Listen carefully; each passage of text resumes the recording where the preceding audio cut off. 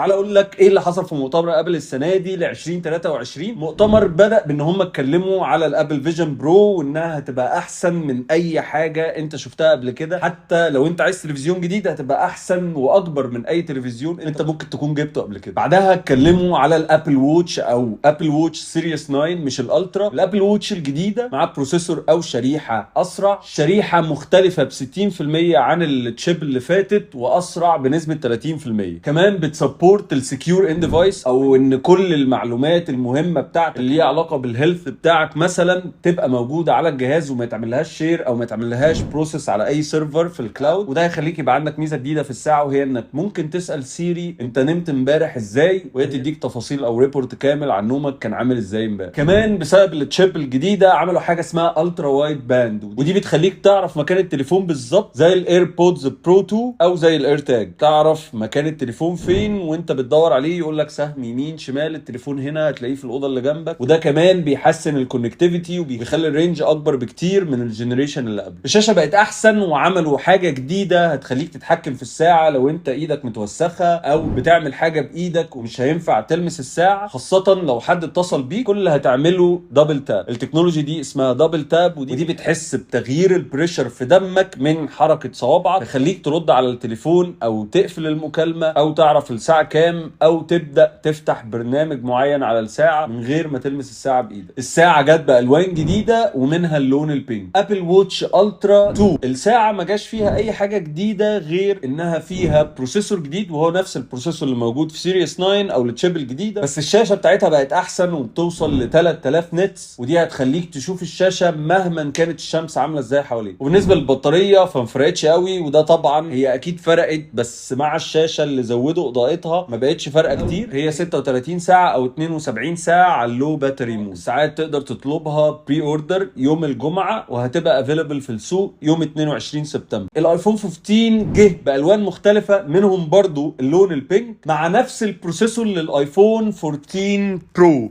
لو انت ما تعرفش فالايفون 14 العادي كان بيجي بنفس بروسيسور الايفون 13 برو، ودلوقتي الايفون 15 العادي بيجي بنفس بروسيسور الايفون 14 برو. بيجي باصدارين، البلس والعادي، واحد بشاشه 6.1 انش والتاني 6.7، مع بطاريه بتقعد اليوم كله. والكاميرات كاميرا 48 ميجا بكسل، هم عدستين ودول اتاخدوا من الايفون 14 برو ماكس، ولكن بقى في حاجه مختلفه وهي ان انت تقدر تخلي البورتريه بتاعك بعد ما تاخد صوره. يعني لو خدت صوره ومش عاجباك وعايزها تبقى بورتريه بقت بورتريه. والكلام ده احنا شفناه في تليفونات اندرويد على فكره، وده بيعمله البروسيسور الجديد اللي اتاخد من الايفون 14 برو. وده علشان ابل تسبورت الكومبيتيشنال فوتوغرافي، او انت تقدر تصور بالتليفون صور ينفع تدخل مسابقات او تبقى بروفيشنال. وده كله علشان الكاميرا 48 ميجا بكسل الجديده، مش جديده برضو، هي متاخده من الايفون 14 برو. ممكن كمان تاخد بورتريه ولو وراك حد كان اوت اوف فوكس ممكن تخليه بعد ما تاخد الصوره ان فوكس برضو. كمان التليفون ده بيسبورت الالترا وايد باند، وده هيخليك تعرف تلاقي اصحابك وسط مكان زحمه عن طريق فايند ماي. بس الموضوع ده مش هيبقى ليه علاقه بالنتورك قد ما ليه علاقه انت هتشوف صاحبك فين عن طريق الشريحه اللي هتبقى موجوده. وده كمان هيزود رينج الكونكتيفيتي بكل حاجه حواليك زي السماعه والساعه مثلا. كمان في حاجه اسمها رود درايف اسيست، وده للساتلايت علشان لا قدر الله لو حصل حاجه او حصل مشكله اهلك يطمنوا عليك. بس للاسف الساتلايت كونكشن مش شغال في اي بلد من بلاد الميدل ايست لحد دلوقتي. التليفون خلاص بقى تايب سي هو وكل حاجه، هو والسماعه العاديه والايباد وحتى السماعه اللي بسلك بقت تايب سي. كمان عملوا كونفرتر يحول من لايتنينج لتايب سي. بس خلاص كده ابل اخيرا تنازلت عن موضوع اللايتنينج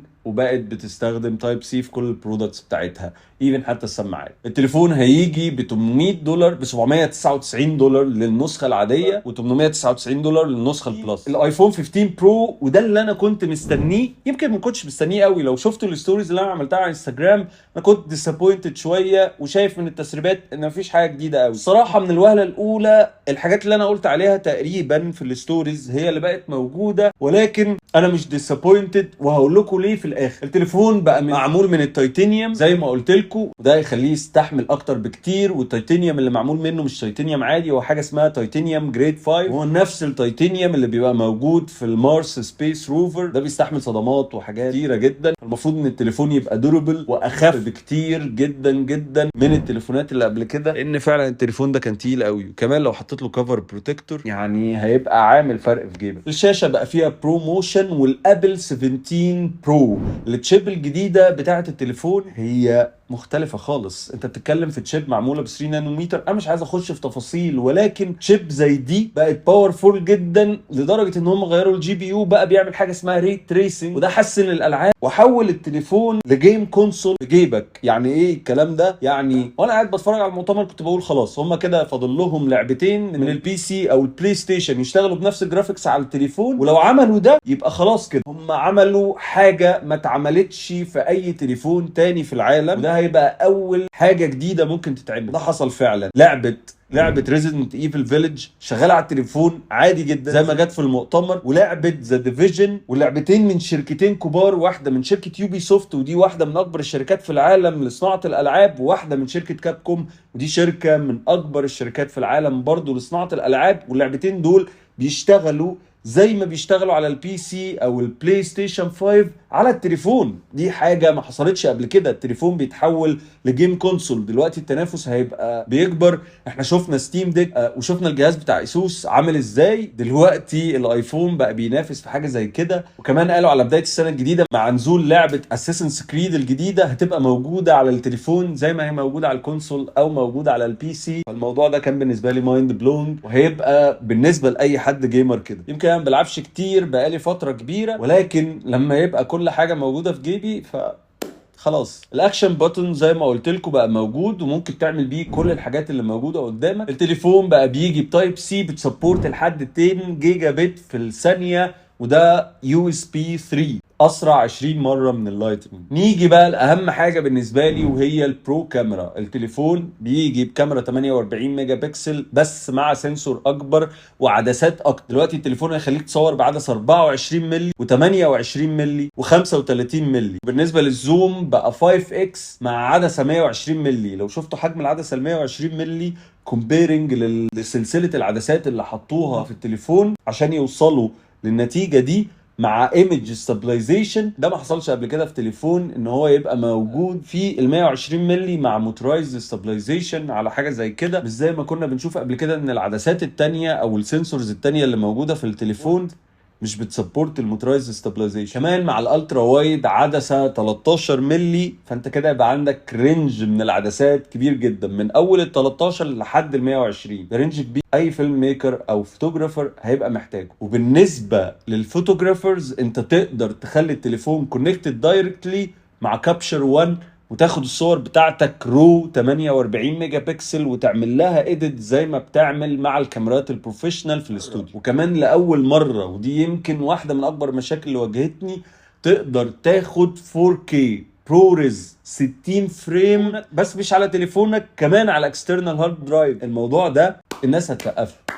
اي حد ليه علاقه بالفيلم ميكنج هيسقف له، لان التليفون بيتحول لكاميرا سينما بجد، ومع البروسيسور فيه الباور ده كله خلاص. وكمان ده اول تليفون في العالم بيسبورت الاي سي اس، وده كولر كودينج مشهور عالميا بيطلع من كاميرات السينما علشان في البوست برودكشن يقدروا يلونوا براحتهم ويوصلوا لالوان جميله جدا زي اللي بتشوفوها في كل افلام السينما، ويبقى معاهم كولر رينج كبير قوي. كل ده بس لا، انت كمان تقدر تاخد سبيشال اوديو او تستخدم كاميرتين علشان تصور فيديو واحد، علشان تنقل اكسبيرينس للميموريز بتاعتك كانك عايشها مع الابل فيجن برو. طبعا كل ده هيجي بنفس السعر ما زادش، $999 لنسخه البرو العاديه و1199 دولار لنسخه البرو ماكس. ده كل اللي عندي. استنوا لحد ما التليفون يبقى موجود في ايدي. اشوفكم على خير. سلام.